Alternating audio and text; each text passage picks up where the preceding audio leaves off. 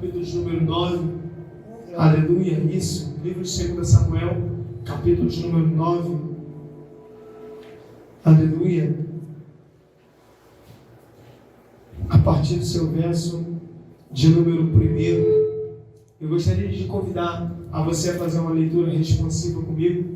Eu leio o primeiro versículo e a igreja o segundo. Amém? Quem achou, diga amém. Amém. Quem ainda não achou, diga misericórdia. Aleluia, Jesus. Amém? Livro de 2 Samuel, capítulo de número 9. Amém? A partir do seu verso número 1. Serei muito breve, amém? Prometo que em 20 minutinhos nós já vamos estar dando glórias a Deus bem forte, né? Aleluia, você vai estar sabendo aqui de posse de glória. Quantos creem, diga glórias a Deus? Glória a Deus. Quem achou? Diga amém. Amém. Então leamos a palavra do Senhor. E disse Davi: resta ainda, porventura, alguém da casa de Saul, para que eu use de bondade para com ele, por amor de Jonatas, a igreja 2. E havia um servo na casa de Saul, cujo nome era Ziba, e o chamava seus amigos. Disse-lhe o rei: és tu Ziba? E ele disse: servo teu. Então disse o rei: não há alguém da casa de Saul para que eu use de bondade de Deus para com ele? Então Ziba respondeu ao rei: ainda há um filho de Jonatas aleijado de ambos os pés. A igreja 4. E disse o rei: onde está? E disse Ziba ao rei: eis que esta casa de Davi, filho de Abiel, em Lodebar.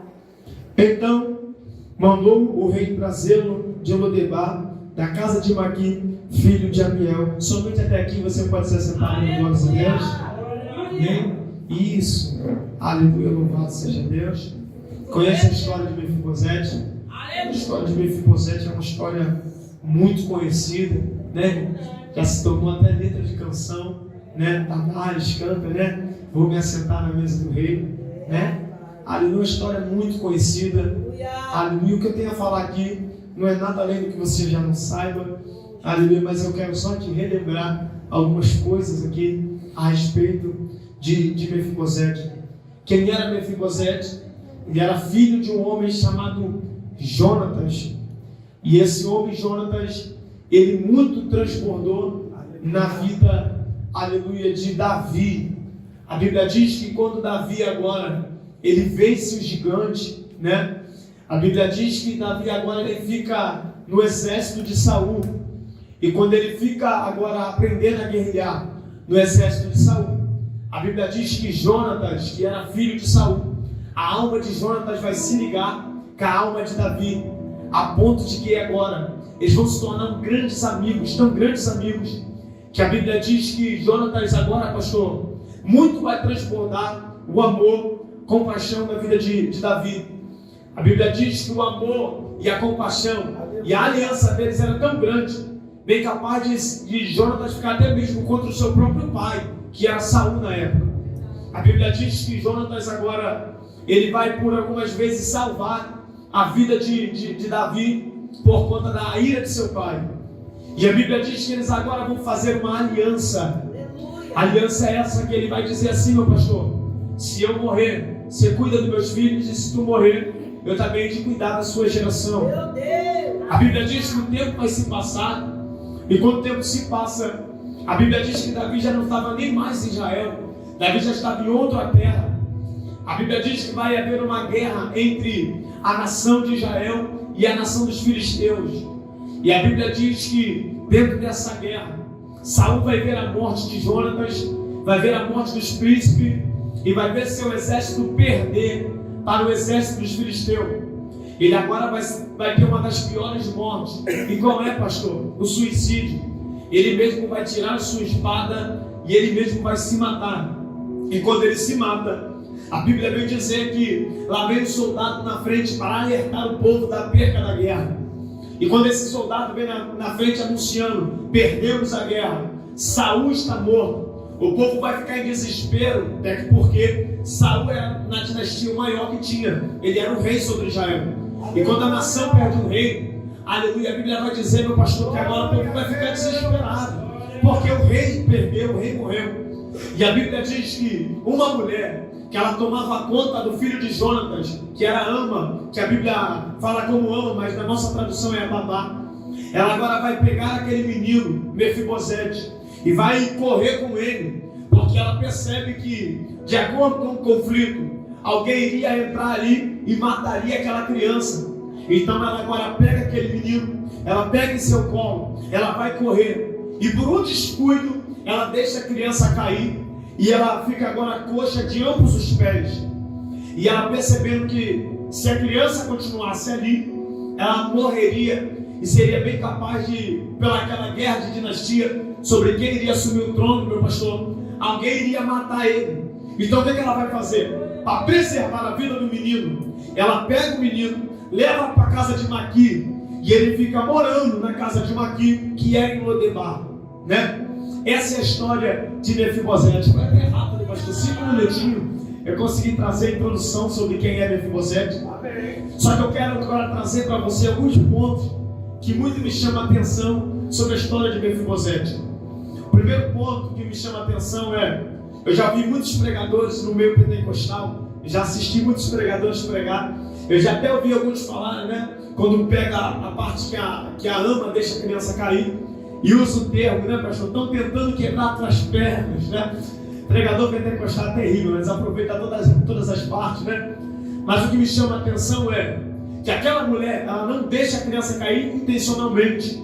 Não foi de propósito que ela joga ele no chão para quebrar as pernas.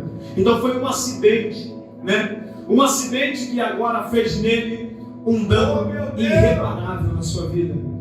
E a Bíblia diz que aquele dano agora faz com que ele dependa de alguém por toda a sua vida.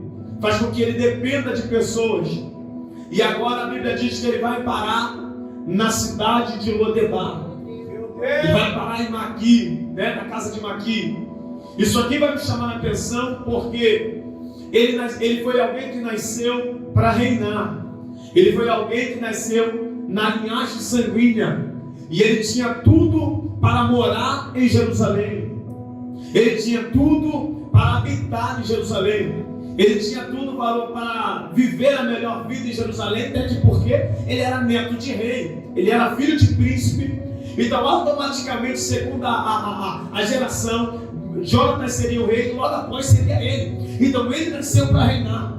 Só que estamos falando de alguém que agora está morando de favor na casa de alguém, que agora seus pés estão quebrados, e na terra de Lodebar. Alguém sabe me dizer por quê? Qual é o significado de Lodebar aqui? Terra do esquecimento, né? Até que porque, aleluia, Lodebar não é um lugar muito bom, né? Lodebar nunca foi. Eu nunca vi ninguém fazer expedição para Lodebar, né, irmão? A gente vê quando as igrejas se reúnem, né, pastor? Ninguém quer ir para Lodebar. Ninguém quer, todo mundo quer ir em Jerusalém, conhecer o muro da lamentação, o sepulcro de Jesus. Todo mundo quer ir, mas eu nunca vi ninguém falar: sou doido para conhecer Lodebar. É porque Lodebar não é um lugar bom, né? De verdade, não é um lugar bom. Só que o que vai me chamar a atenção aqui é, aleluia, que Lodebar, embora não seja um lugar bom, mas se nós olhássemos para Lodebar de forma diferente, nós veríamos que Lodebar não é um lugar tão ruim. Eu não vim aqui para desconstruir a pregação de ninguém, porque eu sempre tenho um montão de pessoas que olham e falam assim, ó, o tema da pregação, saindo de Lodebar, né? Adeus Lodebar, né? Lodebar nunca mais. Só que o que vai me chamar a atenção aqui é, aleluia, que Lodebar para Mefibosete não foi o pior lugar. Lodebar para Mefibosete não foi o pior lugar que ele poderia estar. Na sua opinião, Mefibosete tinha que reclamar? Pensa comigo. Ele era filho de rei, ele morava em Jerusalém, habitava em palácio. Não foi por culpa dele a perna dele ser quebrada. Não foi ele que quebrou. E ele não pediu para vivenciar aquilo que ele vivenciou, e nem para estar morando de favor. Então, na sua opinião, ele tinha o que reclamar? Tinha. Ele tinha, pastor, o que reclamar. Ele poderia questionar e dizer: Senhor, eu nasci para viver em palácios. Eu nasci para viver no meio de gente importante. Não era para mim estar em Lodebar, que é terra de esquecimento, muito menos morando de favor. Só que o que vai me chamar a atenção é que ao ler o texto, nós não vai ver em momento nenhum Mefibosete questionar do lugar que ele está. Você não vai ver em momento nenhum Mefibosete reclamar ao Senhor, dizer: Senhor, o que eu estou fazendo em Lodebar? Sabe por quê? Porque antes de Deus te tirar de um lugar, Ele primeiro quer mudar a sua visão sobre o lugar. Antes de Deus te arrancar de um lugar, Ele primeiro quer mudar a sua visão. Porque não adianta Deus te colocar em lugares grandes se você tem visão pequena. Não adianta Deus te colocar no muito se você não sabe valorizar o pouco. Isso aqui é para quem está ligado vai pegar isso aqui. Aí quem vem para o culto e fica desligado, olhando, né? Ele não presta atenção no que está sendo pregado, vai para casa e vem e volta do mesmo jeito. Mas aquele que vem ligado, meu pastor, ele vem aqui e entende o que o Senhor está falando. Antes do Senhor te tirar do lugar, Ele quer primeiro tocar a tua visão. Pastor, por quê? Eu vou te mostrar que Lodebar não era tão ruim como parece. Porque talvez, se ele estivesse em Jerusalém, ele seria morto como todo mundo seria. Talvez se ele ficasse em Jerusalém, ele seria morto como os demais foram mortos. Só que agora ele está em Lodebar. Mas sabe por quê? Lodebar, o Satanás não teve poder para matar ele em Lodebar. Você já se fez essa pergunta? Por que ele não morre em Lodebar? Sabe por quê? Porque Lodebar não é uma arma do diabo. Isso aqui também está ligado. Lodebar é um esconderijo de Deus para guardar príncipe em vida. Oh, aleluia! Eu estou sentindo a presença de Deus aqui. Qual é melhor? Passar um dia em Jerusalém e morrer? Ou passar alguns anos em Lodebar, mas ser guardado por Deus? Oh, aleluia! Antes de Deus te mudar de lugar, Ele quer mudar a sua visão. Oh, aleluia! Talvez você está olhando para o lugar errado com a visão errada. Oh, meu Deus do céu! Ao invés de você olhar pelo que tem, você está olhando para o que te falta. Oh, meu Deus do céu! Ao invés de você olhar para aquilo que você tem, você está em tua volta olhando e dizendo: Senhor, eu poderia ter um emprego melhor, eu poderia ter uma casa melhor, eu poderia estar morando em outro lugar melhor. Ao invés de ser grato ao Senhor, dizer: Senhor, muito obrigado. Quantos queriam ter uma casa como eu tenho? Quantos queriam ter um emprego como eu tenho e estão desempregados? Quantos queriam estar aqui no meu lugar e não estão? Seja grato ao Senhor. Deus não tem problema nenhum em trabalhar com pouco. Nós que temos problemas, né?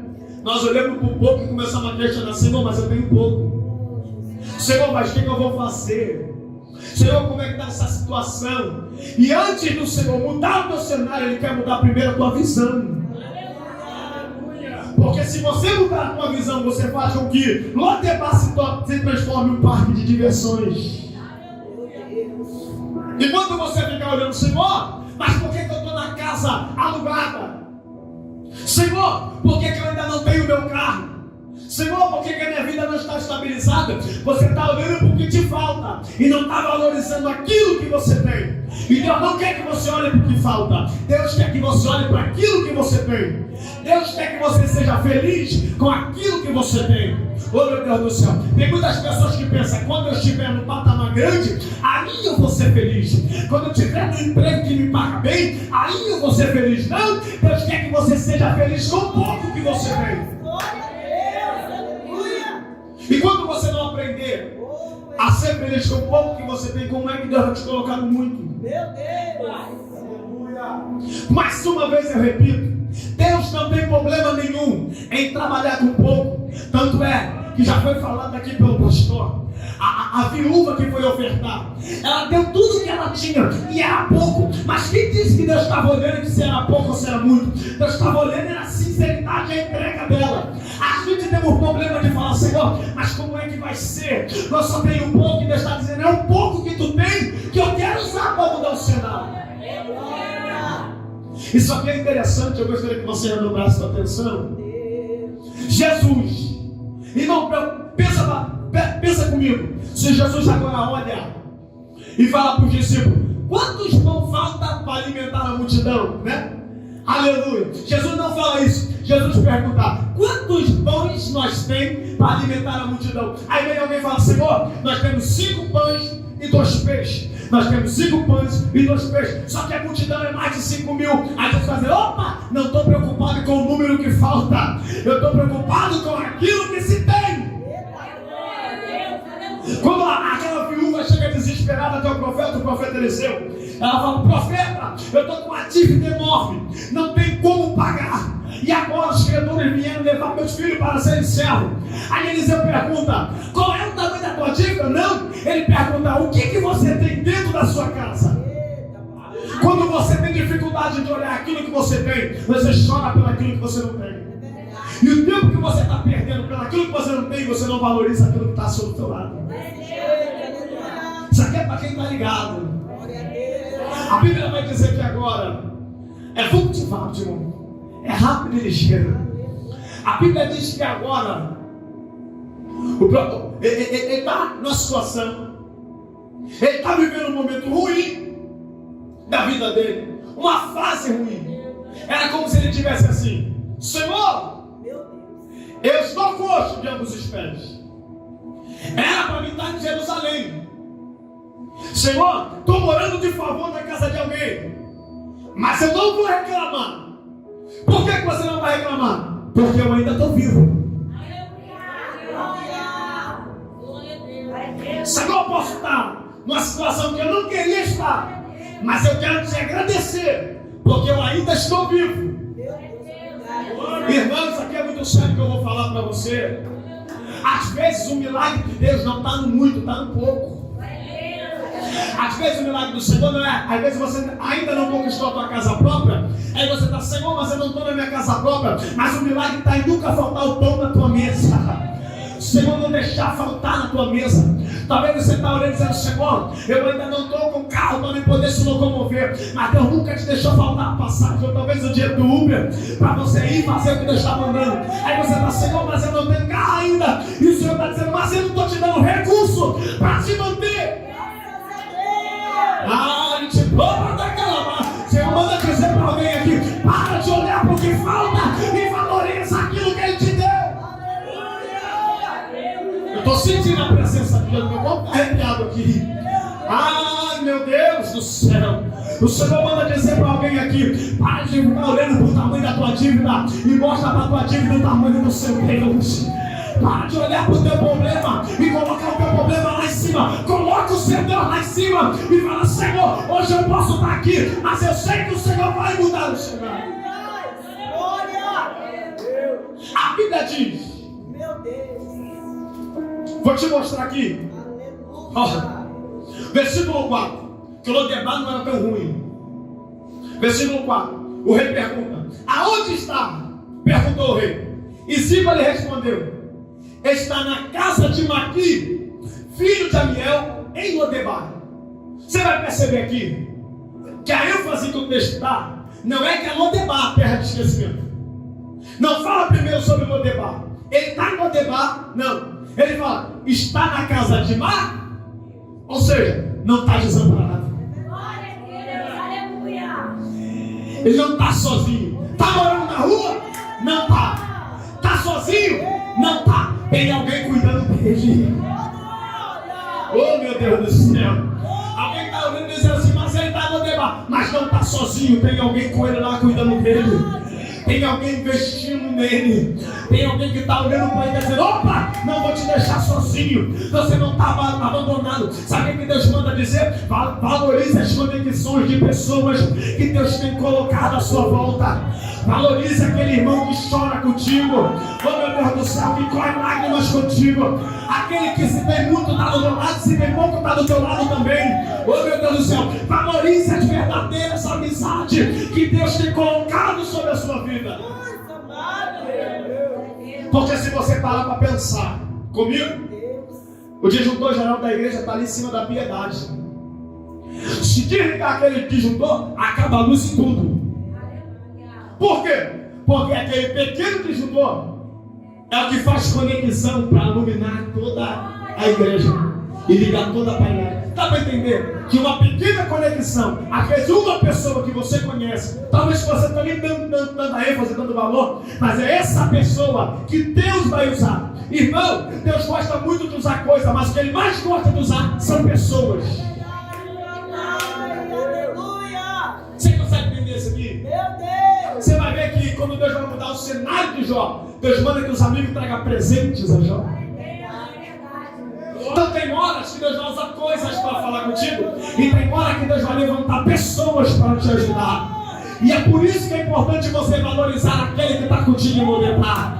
Valorizar aquele que come pão contigo sem você estar na mesa do rei. Aquele que acredita em você. Aquele que larga tudo e vem para cá para trazer uma palavra de Deus para a sua vida. É por isso que você tem que valorizar aqueles que largam tudo, abandonam tudo para chegar e perguntar: você está bem? Como foi seu dia? Às vezes você está com o dia todo corrido, mas tem tempo de pelo menos mandar uma mensagem e dizer: rapaz, estou com saudade de você no culto. Tem tempo que você não aparece, o que é que houve? Oh meu Deus do céu, valorize as conexões que Deus tem feito a você. Porque quando você aprende a valorizar quem está aqui embaixo contigo, Deus te coloca lá em cima. A Bíblia vai dizer que agora, né? O rei vai perguntar a Ziba se ainda existia alguém da casa de Saul. Ele agora pergunta entre teus servos e fala assim: existe alguém na casa de Saul aqui ainda?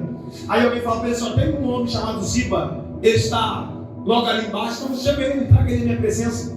Quando chega até a presença do rei, o rei pergunta: ainda há alguém da casa de Saul para que eu use de bondade por amor de Jonatas? Aí ele fala: tem um, ele é aleijado. Meu Deus, Aleluia! Você já reparou que para apontar o defeito tem um montão? Meu Deus! Por que nós vai levar? Não, tem um príncipe que está esquecido em Lodebar. Ele fala assim: ó, tem um aleijado lá. É verdade, papai. Sabe por que ele aponta logo o problema? Porque ele sabe que se Mefibosete volta para lá, ele teria que devolver tudo que era de Mefibosete. Porque quando Saul morre, Jonatas morre, e a Bíblia diz que Mefibosete é levado embora, ele toma conta de tudo que era de Mefibosete. Ele toma posse de tudo que era de Mefibosete. Então o que ele prefere fazer? Opa, eu prefiro tirar Mefibosete de cena, falando que ele é aleijado, do que reconhecer o poder que ele tem, a autoridade que ele tem. Existem pessoas que sabem o quanto você é usado, sabem o quanto você tem de Deus, mas prefere apontar o teu erro do que falar da sua qualidade. Tem gente que sabe o quanto você é usado, sabe o quanto você ora, você prega, você vem de Deus, mas prefere apontar a tua deficiência, o teu erro, para querer cumprir aquilo que ele tem. Oh meu Deus do céu, mas eu tenho uma palavra de Deus para liberar para você. O que é teu, vai chegar na tua mão. O que é teu, vai chegar até você. Aleluia, olho grande não vai impedir de você chegar aonde Deus determinou que você chegasse. Satanás não vai impedir de você chegar aonde Deus determinou que você chega. Se você crer, eu te convido a levantar as tuas mãos e dar um grado de glória para Jesus que ele merece. Ai, de boa daquela mãe, ele da saia. O diabo não vai ficar com aquilo que é teu. A tua família pertence a Deus, o teu ministério pertence a Deus, a tua casa é de Deus. O diabo não vai ficar. Talvez você está dizendo: Senhor, eu estou aqui, mas enquanto isso meu filho está lá fora nas drogas. Ou talvez meu filho está lá fora segurando uma arma na mão. Ou talvez, Senhor, eu estou aqui, mas meu filho está... E o Senhor manda te dizer: o que é teu, vai chegar na tua mão. Porque a graça alcança ele lá também. A tua entrega aqui do lado de dentro mexe com aquele que está lá do lado de fora. Eu ainda creio que a oração do justo pode muitos dos seus efeitos. Eu sei que quase não se fala mais em oração em muitas igrejas por aí. Quase não se fala mais em período de oração, relógio de oração. Mas eu creio ainda no poder da oração. Porque a Bíblia diz que quando Pedro foi preso, né? É isso? Quando a igreja soube, Pedro foi preso, a igreja dobrou o joelho e falou assim: ó, nós só levanta, nós só para de orar se Pedro bater na porta. Aleluia! A Bíblia diz que foi uma contínua oração. O que é contínua oração? Orar sem cessar.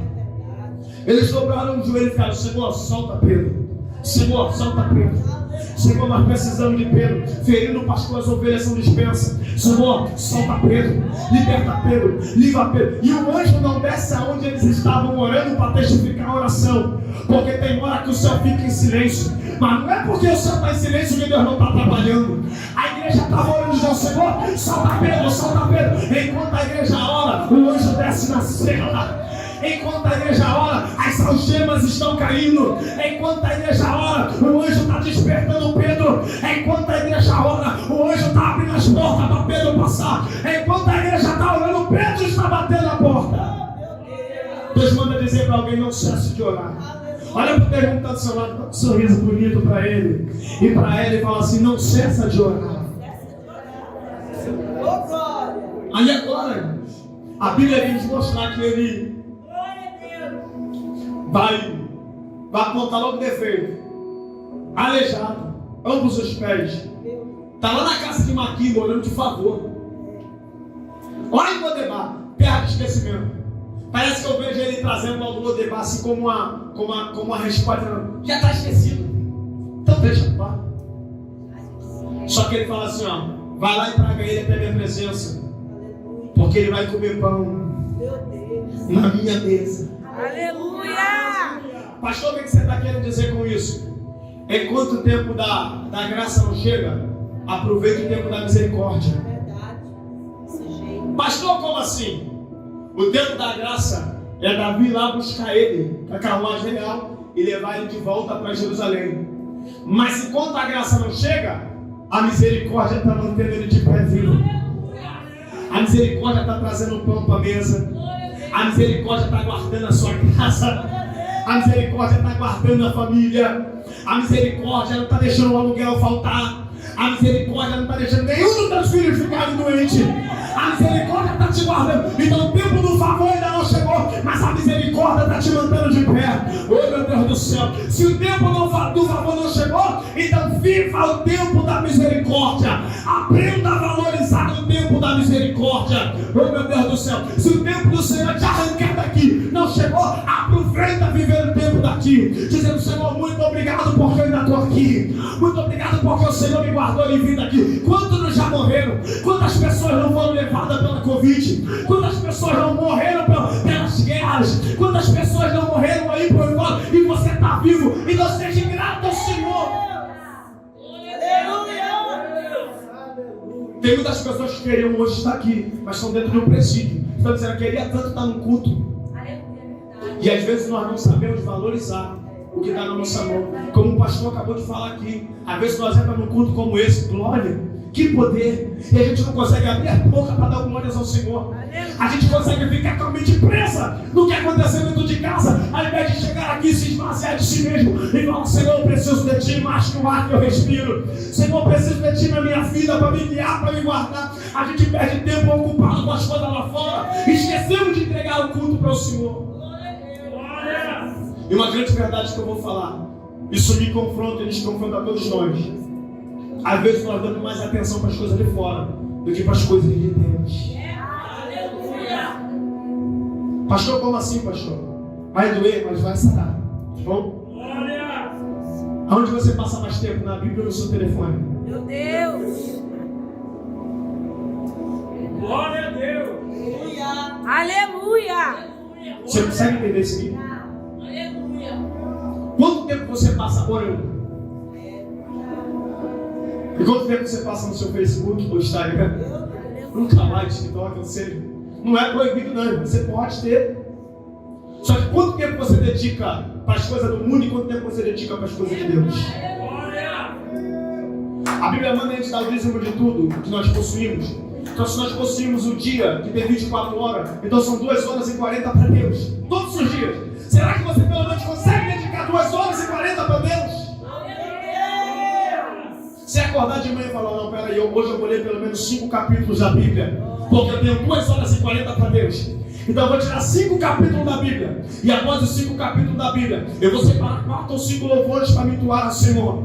E depois que terminar esses 4 ou 5 louvores, eu vou começar a entrar no período de oração. E esse período de oração não é de 5 minutos, rapidinho, ligeiro. É horas de oração. Eu preciso tirar horas de oração para Deus. Quanto tempo você... pastor, horas de oração é muito tempo orando. Irmão, isso no Facebook não é nada. Isso assistindo filme, você assiste 2 ou 3 filmes por dia e não consegue tirar 1 hora de oração do Senhor. Não conseguimos valorizar um pouco e queremos que Deus nos coloque no muito. E Deus está me dizendo, filho, como é que eu vou te tirar de Lodebar? Vou te colocar na mesa do rei se você não sabe aproveitar o pouco que você tem. Aleluia! Mas pastor, eu vivo de trabalho. Eu acordo 4 horas da manhã para no ônibus lotado e vou para o centro da cidade. Saio do centro da cidade 6 horas da noite. Chego em casa quase 10 por causa do engarrafamento. Eu não tenho hora, mas você consegue ter hora para ficar no Instagram, no período que está em pé no ônibus, né? Você consegue ficar vendo vídeos, coisas ali, mas não consegue tirar um tempo para ouvir uma pregação inteligente, a ouvir os louvores que vai edificar a sua vida. Você não consegue tirar um período de oração para o Senhor. Você tem tempo para tudo e para Deus não tem. Aleluia! Como é que nós queremos que Deus nos arranque de Lodebar se nós não aprendemos a viver em Lodebar? Antes de Deus te arrancar de Lodebar, Deus quer que você mude a sua visão em Lodebar.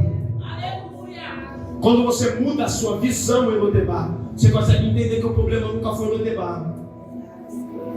Você consegue entender que o problema, né? Era eu que precisava ser tratado.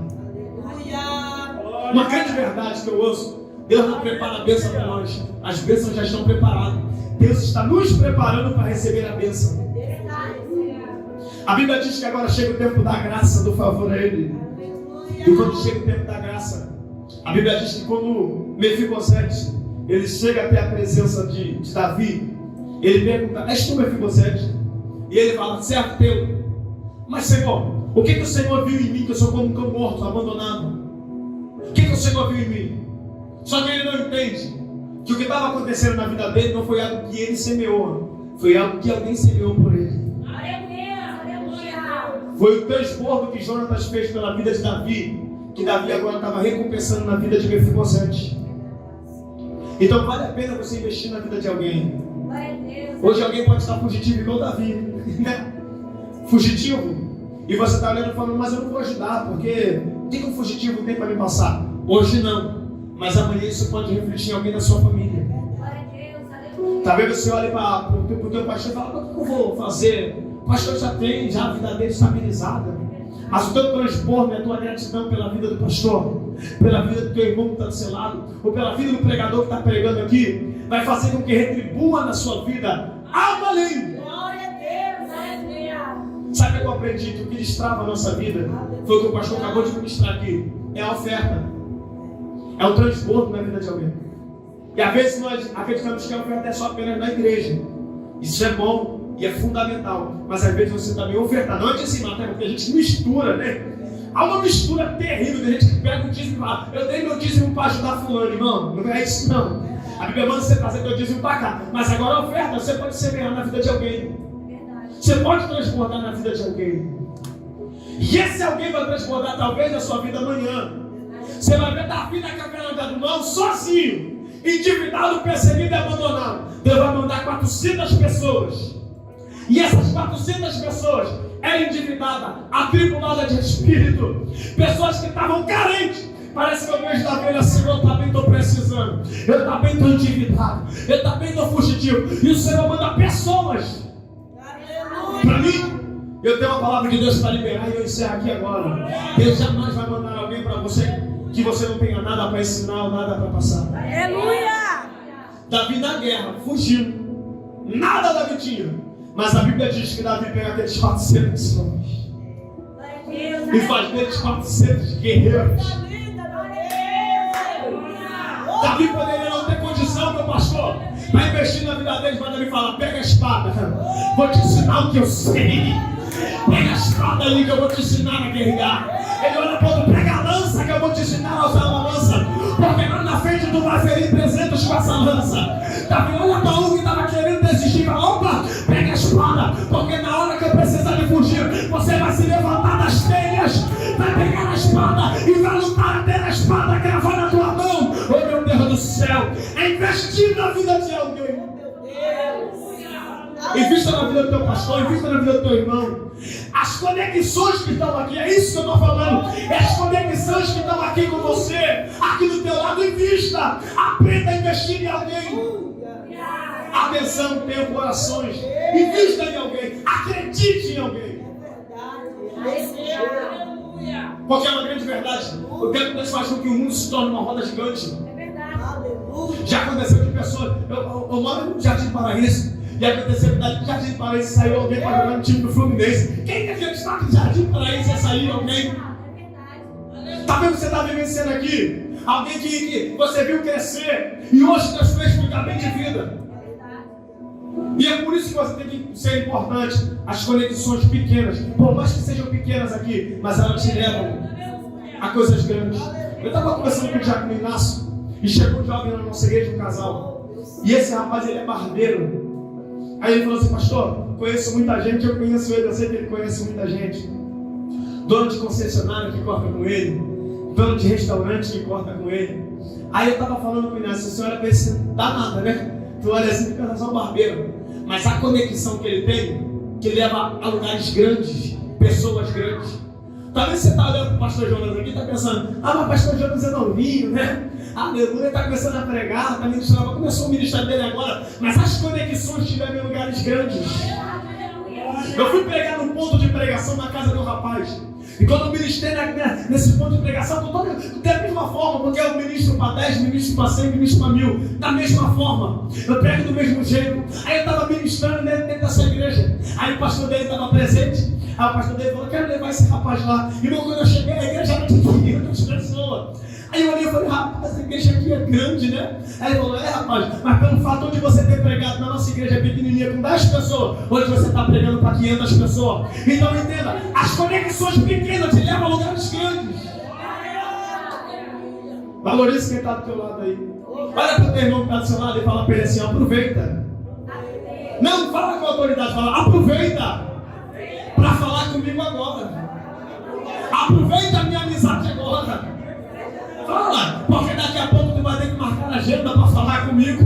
Porque Deus vai me tirar daqui. Deus vai me levantar, Deus vai me exaltar, Deus vai mudar o cenário, Deus vai mudar a situação, Deus vai mudar o quadro da história. Se você crê nisso, eu te convido a levantar a mão e dar um prato de glória para Jesus que Ele merece. Deus vai mudar a tua história, irmão. Deus vai mudar a tua situação. Deus vai mudar o seu cenário. Deus vai te tirar de Lodebar e vai te colocar em Jerusalém. Deus vai começar a mudar as coisas. Oh, aleluia. Deus vai começar a te colocar. Deus vai colocar pessoas grandes na sua vida. Deus vai colocar pessoas que vão te levar a lugares grandes. Deus vai mudar a tua situação. Eu estou ouvindo crente falando em línguas estranhas aqui. Deus está falando com alguém aqui. Tem mais crentes espirituais aqui? Eu acredito que tem. Eu acredito que tem crente das línguas estranhas, crente do mover aqui, como o pastor falou. Eu acredito que tem crente que sente de ai, te bota da cara, barai. Eu estou sentindo a presença do Nazareno aqui. Ai, te bota da cara, barai. O Senhor manda dizer para alguém aqui: o tempo da graça está chegando na sua vida, o tempo do favor está chegando. Só sustenta esse processo um pouco mais, aguenta um pouco mais. Eu estou sentindo a presença de Jesus aqui. Jesus manda dizer: aguenta o processo um pouco mais. Oh, meu Deus do céu, aguenta o processo um pouco mais. Depois da batalha tem vitória. Depois da guerra tem vitória. É na guerra que se diferencia menino dos homens. É na guerra que os verdadeiros valentes se apresentam. É quando está todo mundo desistindo e você fala: eu não vou desistir, eu não vou abrir mão da chamada, eu não vou abrir mão do ministério. Se Deus me colocou aqui, eu só saio daqui se Ele me tirar. Oh, meu Deus do céu, sustenta o processo. Eu sei que a gente é muito materialista. A gente quer que quem está no começo vai até o final com a gente. A gente precisa ter maturidade para entender que nem todo mundo que começa vai até o final. Nem todo mundo que está com a gente no começo vai até o final. Mas, irmão, deixa te abandonar quem quiser abandonar. Deixa embora quem quiser ir embora. Quem não pode parar é você.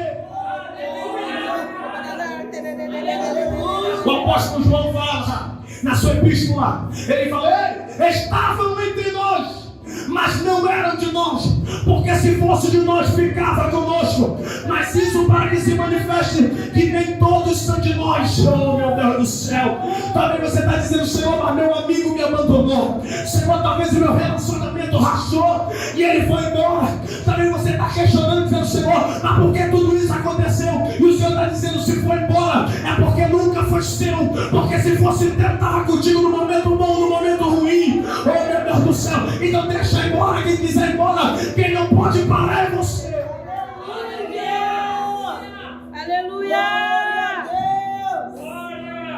Eu sei que a gente quer que todo mundo fique junto, mas nem todo mundo vai ficar. Quando a peneira passa, né? Aleluia, quando vai malhar o trigo, ó, se joga o trigo pro alto, pega a pá e bate nele, para que a palha vá embora e o trigo descer. Aleluia! Se prepare para a seleção de Deus. Meu Deus!